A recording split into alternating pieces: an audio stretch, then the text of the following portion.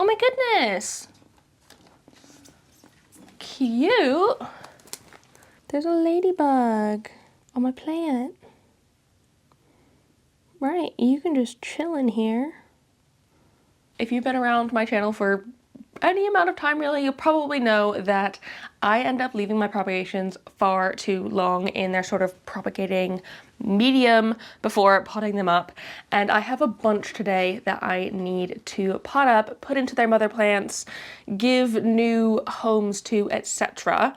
And while I do that, I figured I would chat about propagation. I asked over on Instagram if any of y'all had any questions about propagating, and y'all sent me a bunch of specific things. And oddly, really weirdly, a lot of them pertain specifically to things that I have propagating like exactly right now. Like someone asked me how to propagate a variegated heartleaf philodendron. And I'm going to be showing you how I've done it today. How freaking weird is that?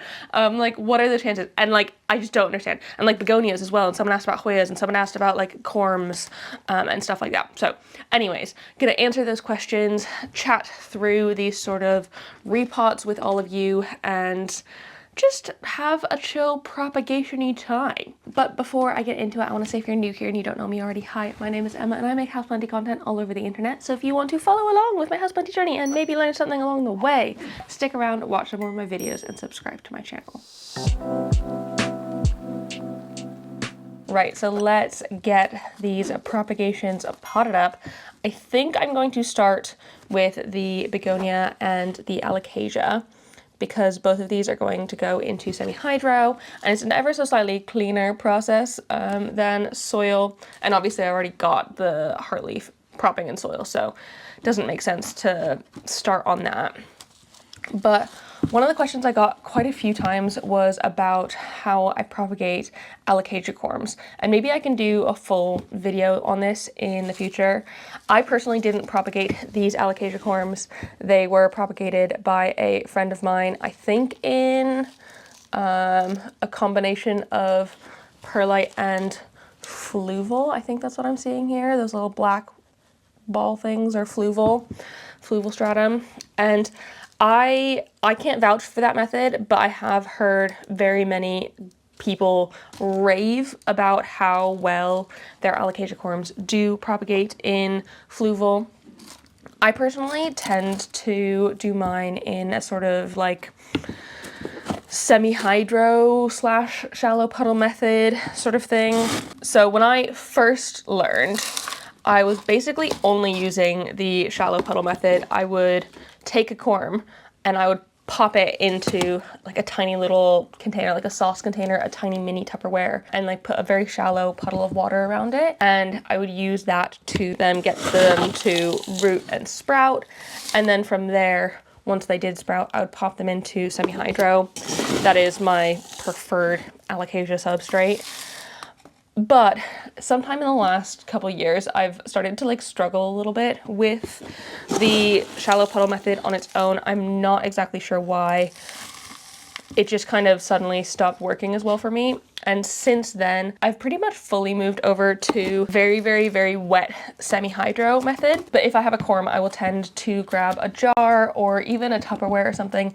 Either works really. It doesn't really matter too much. It depends if you want to do it open or closed. If you do it open, like in a jar, I would highly recommend putting it in somewhere that has quite high humidity, because that will help boost and like get root growth and like get it sprouting better. But if you put it in like a Tupperware or something, that works just as fine as well, and you don't need to worry about kind of where you put it as much.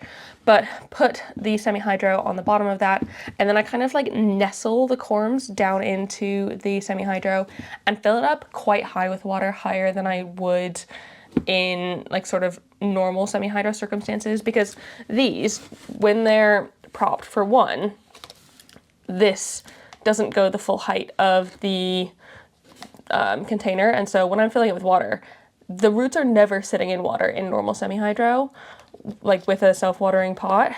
Whereas when I'm propagating my corms, I like to leave the water level quite high because they don't have roots yet, and then I don't have to water it as frequently as well, which does help. And I leave them like that until they sprout, and then I'll pop them up into semi-hydro itself, whether that be in a self-watering pot like this one or into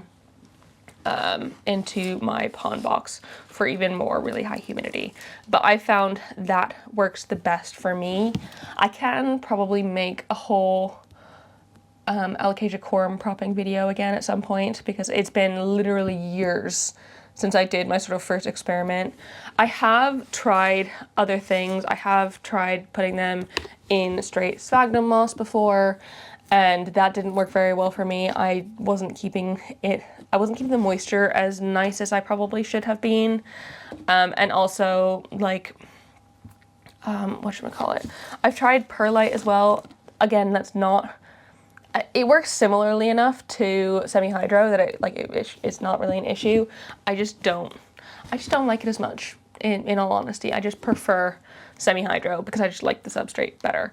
So that is how I tend to do it. I also received a question about propagation of alocasias outside of corms, and you can do it, but you do need quite a decent sized plant. You can't just take a stem cutting similar to how you would think you could do for a lot of other sort of plants. They don't have nodes in the sort of same way, but actually I can probably pull this and show you.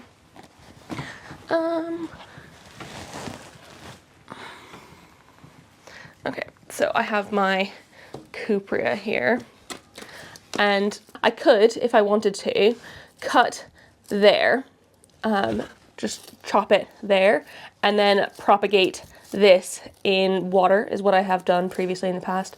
I've put the top cut in water. Eventually, I found that a lot of my alocasias, because they do cycle through leaves, will drop lower leaves, and the bottom of the stems tend to get a bit more bare. And so if it does get kind of too tall for itself, I mean, this one's not quite at that point. I just need to pot it deeper. That is a project for later this week. But I could chop there and propagate this in water, and just like try and make sure that you take off any of these sort of caterpillars and stuff, because they will just go soggy in the water and like not do it any good.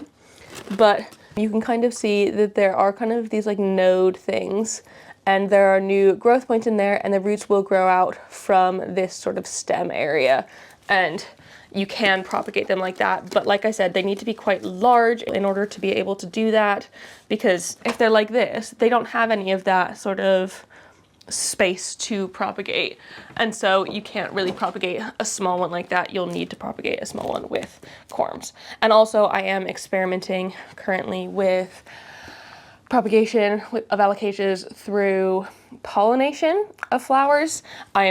It's very, very new. It's one of my goals for 2025 to like try and figure out how to do that, because I think it would be really, really fun.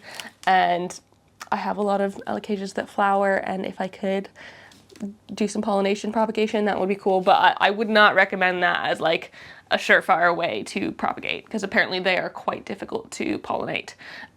So I wouldn't necessarily suggest it.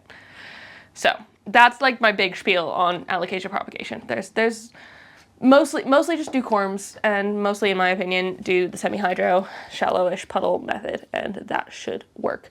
It's not surefire. Sometimes you will just get corms that will rot. I still get corms that rot, and that is totally normal. It happens. Not every single one is going to be viable, but I'd say 7 times out of 10 it works, and you'll be able to grow a new plant from it. Okay, the next guy I've got here is my Begonia Black Forest, this beauty. And actually these ones came off the main plant because Cleo knocked the plant over and it snapped off. So I decided to propagate these. So I just stuck them in water. I also got several questions about Begonia propagation, and I always do my Begonia propagating in water. I find that it is the easiest way to propagate them. Also, I do that because I'm inevitably going to put it into semi-hydro, so it doesn't really matter if it's got like soil roots, like you would get out of using something like, I really should have brought like a bowl or something.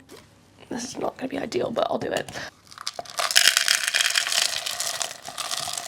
But yeah, I don't need to worry about it having soil roots in it or anything like that, because it's not going into soil, it's going into semi-hydro. That is the best way I've been able to grow my begonias. They need that amount of water for me, and so that's kind of the only way I've been able to do it successfully. I am gonna pop a taller trellis into this one.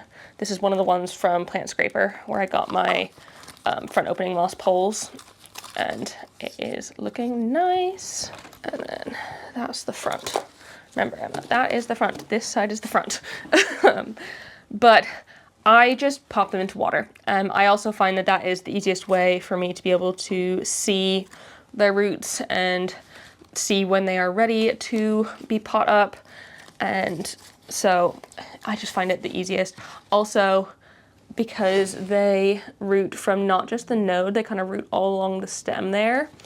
Having it in water, there's just so many points of contact with the propagation medium that I don't need to worry about it.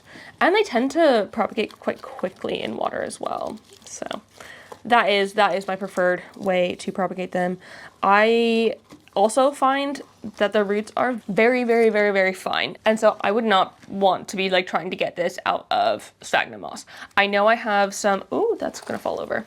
I know I have some like Rex begonias in sphagnum in a prop box, and my plan is to never ever take them out because I genuinely don't think I'll be able to get them out of the substrate. They just have to stay in there forever because the roots are so thin, it's just not otherwise gonna be possible.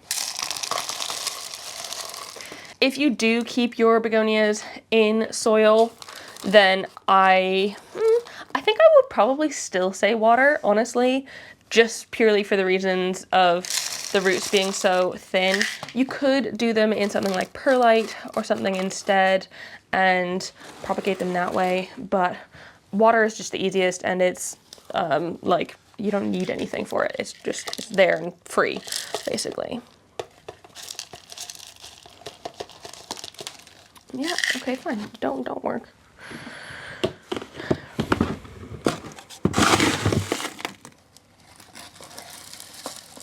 There we go. That looks a little bit better now that it's got slightly more support and it is way fuller in there.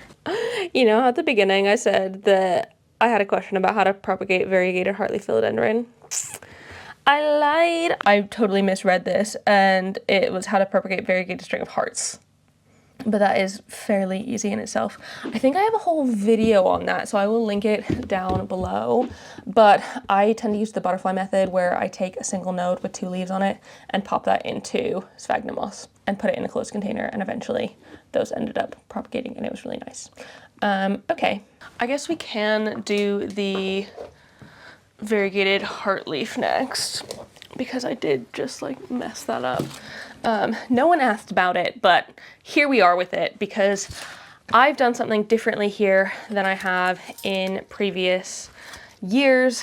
I have never really worked with soil propagation until very, very, very recently. Like, I always said, like, you can do it, and I always heard you can do it. It just hasn't been my go-to until I tried it with some Baby Blue, and it worked really, really well. I think the answer for me, and why it's not necessarily worked in the past, is that I am a chronic underwaterer. I tend to let my plants dry out quite a lot, and when you are propagating, they need moisture. The moisture is what's going to help encourage them to root, and you can tell mine is rooted just a tiny bit in there. But yeah, I just like never really had success with it until I figured out you need to keep the soil very, very, very moist. This is moister than I would ever keep my plants. It was basically constantly in some sort of water. And that isn't a problem with these, because you won't get root rot because it doesn't have roots yet. And you can't really get root rot if you don't have roots yet. And this one still doesn't have roots. Okay, that's okay. This one does though. Both of these do. See, look. they've got roots. And another reason why I shied away from doing soil propagation in the past is that you can't see the roots as well. I mean, I guess it's same in sphagnum. You can't necessarily see the roots in there. You can't see what's going on as easily. And I'm like, especially when I was new in my sort of plant collecting journey, I'm actually gonna pop this. Yeah, this needs a size up. Look at that. Look at all those. But I'm not gonna mess with those too much because those are perfectly happy.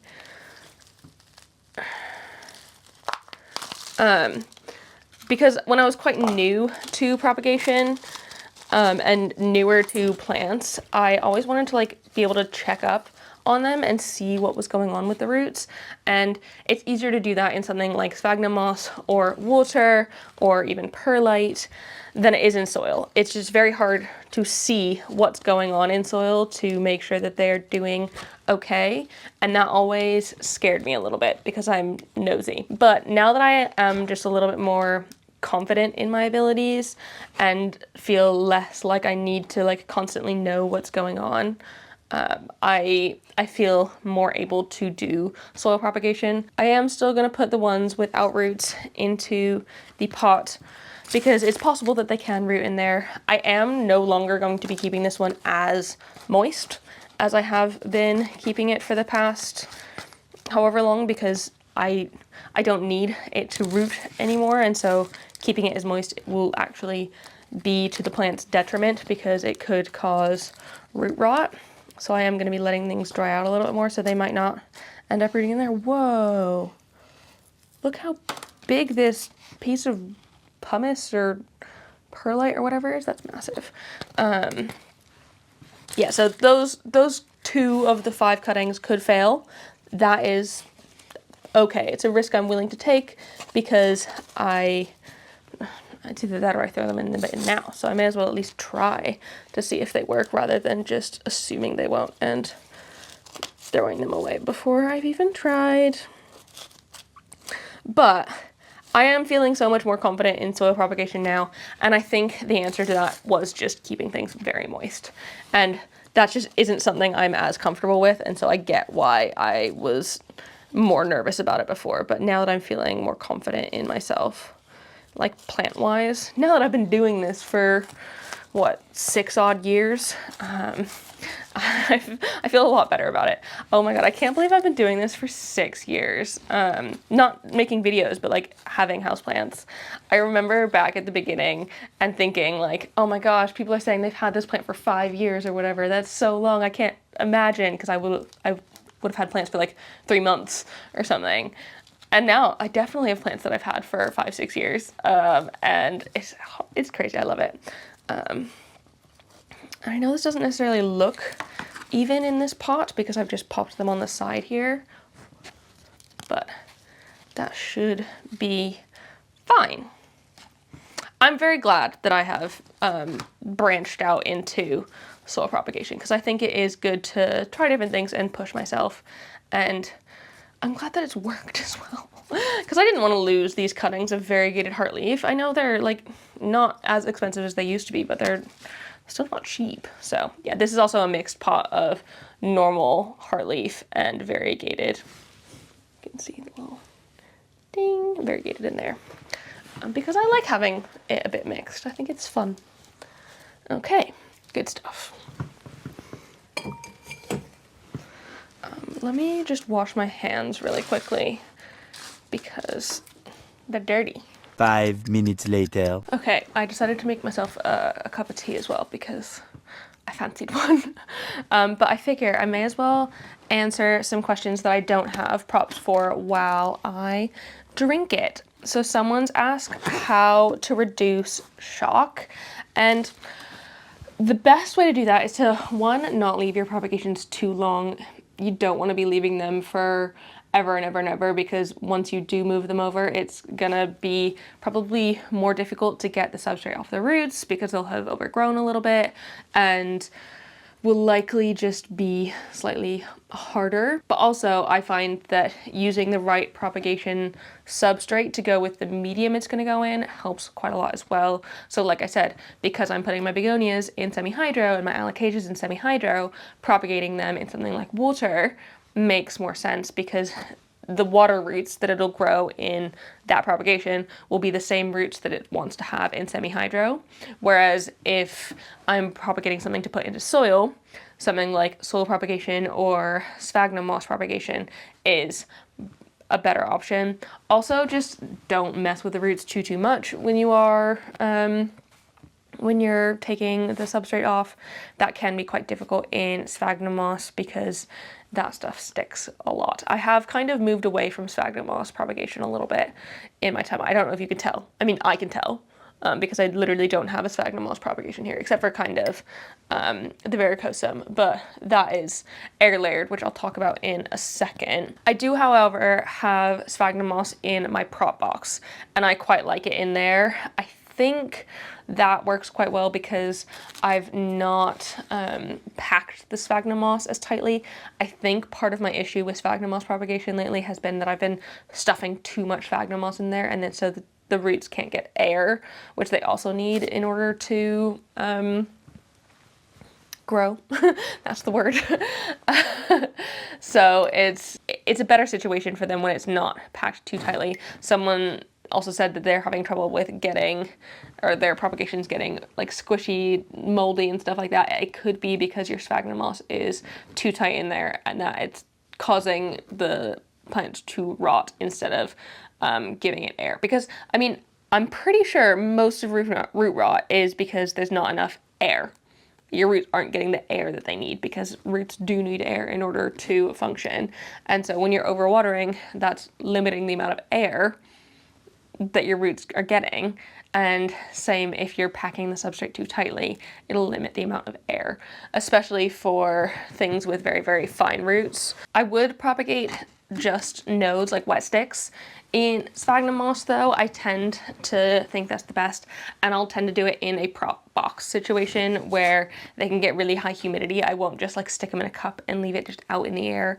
I find that doesn't work as well, and I will end up just leaving them for literally years. I know I've got some propagations that I've labeled that I prodded up, or like propped up, put in the prop box in 2023. Given it was like November, December 2023, but it's been over a year since they've been in there and I've not touched them. And I don't think I ever will, to be honest. I think those are going to be ones that end up going to a plant swap or something with me, and I just will never deal with, because if they've been in the prop box for this long, I obviously didn't want the plant that badly. Are there some plants that aren't worth propagating or best just to buy rather than propagating? I'd say probably Monstera dubia is a big one. I have struggled to propagate my Monstera dubia. Once they're a bit bigger, once they've gotten out of the shingling phase, they're a little bit easier, but I find those do not prop well from cuttings. They tend to take a really, really long time. I was able to do it, but it took like over a year to get it to sort of do anything worth like potting up. I feel like that's kind of the main thing that I have in my collection that I wouldn't want to necessarily grow from propagation. Most things would be fine to propagate. Like if you want to have a big alocasia, probably buy it instead of trying to grow from a corm, because they do take longer, they are more fragile, and so growing one from a propagation will be harder. But things like philodendrons and most monsteras otherwise, epibremnums are super easy propagators, like all of those kind of things. I can't imagine them, like obviously I've probably killed props of all of them, so it's not like a foolproof method, and I'm the fool. So do with that what you will, but I do think they are in general fairly easy. Okay, maybe I will stop yapping and pot up the Hoyas next. Okay, so I have a couple Hoyas here, and someone asked how I like to propagate Hoyas. I like to propagate my Hoyas first in water. I like to get them to the point where they are just starting to root, like this much root on it. I have left this one too long. I mean, it's not too long, it's not going to be an issue, I don't think, but longer than I would have otherwise wanted it to. But I leave it until it's just starting to root, and then I like to put it into soil because that's how I keep my Hoyas. Am I going to be able to just pop these in? Hopefully. I can just like dig myself a little hole. This is quite a full pot of Hoyas. Yeah, I found the spot. I also desperately need to water this. It's in one of my like hanging pots that I don't ever water because it doesn't have a tray underneath it. You can also just propagate Hoyas in straight into soil. I have had success with that as well. It's worked. Again, it's one of those things where you just need to keep them quite a lot more moist than you would otherwise leave them. But it works perfectly fine, and like it'll get there in the end. If I am doing that, I wouldn't propagate straight into the mother plant like this. I would propagate like I did with the heart leaf. I would do it in a separate vessel that I can keep much more moist, and then once it has rooted and gotten to the point where it is like in a good place to add into the mother plant, then I can do that. Or if I'm just getting all new cuttings of a new one, I can just put them all in the same one. But if they are eventually going to go into a mother plant, I will do it separately. But yeah, that's how I tend to propagate Hoyas. That is my favorite way to propagate them. I have previously propagated them in sphagnum moss, and it is an absolute freaking pain to get the roots off of the sphagnum, or to get the sphagnum off the roots, I guess is more what it's going to be. It is just almost impossible to like differentiate because they are very similar in color, and the roots on Hoyas, they just stick, and it's hard. And then the last guy, which is probably going to be the most work, is this. Where did the ladybug go? It's gone. Okay, this is my philodendron varicosum, and you can see here that I have air layered it in 2 spots in order to propagate that. And I did that because it was growing off the top of its moss pole. It also hasn't even attached into this moss pole. It is fully not attached at all. So I am going to give this one kind of a full sort of rejigging as I do it.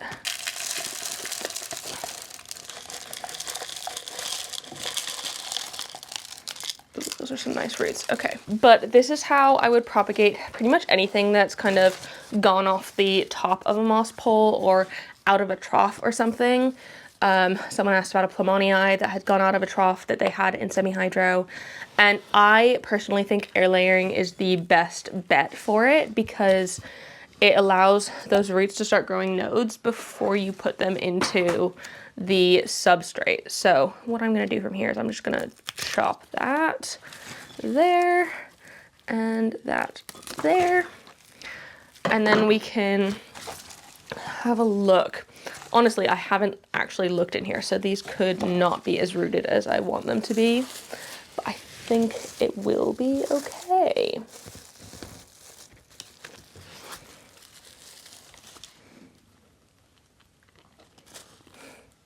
Haha, great. I swear I thought this was going to propagate because it has so many airways. You can see it's starting to do something there. So it started. I wonder about this one. Has this one? Because I probably should have checked this before I cut them off the plant. But you know, we're here now. Ah, okay, this one has started to go. It's got like slightly more root on it because that root started to branch ever so slightly. So for these, I was hoping I would be able to put them straight into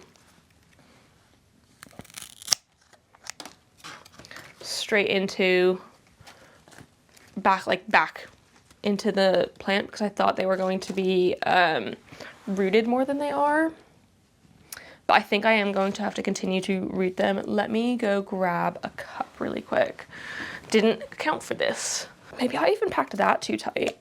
You do want to make sure that the moss stays quite moist. I did water it every now and then in order to make sure it did.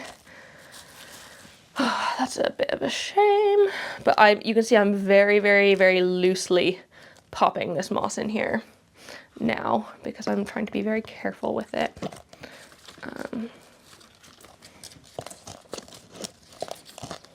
So yeah, I'm just going to very, very loosely pop in some more moss around the nodes just to make sure that they do have some contact with the substrate, but it's not like squeezing it to death, if that makes sense. I genuinely think that's where I have previously gone wrong with it.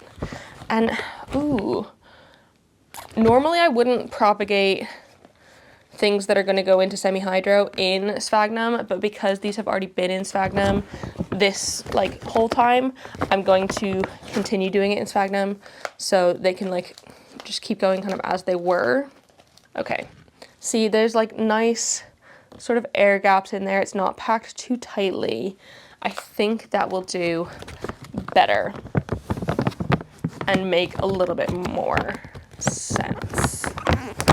Yeah, so I was gonna pot these all together and like put them onto a front opening moss pole, but now that I'm not, now that I'm not doing that, I might just do that separately and not sort of worry about it. It'll be in my like sort of week of plant chores video that I am also filming this week, so it'll be there eventually if you want to see me put this onto a front opening moss pole.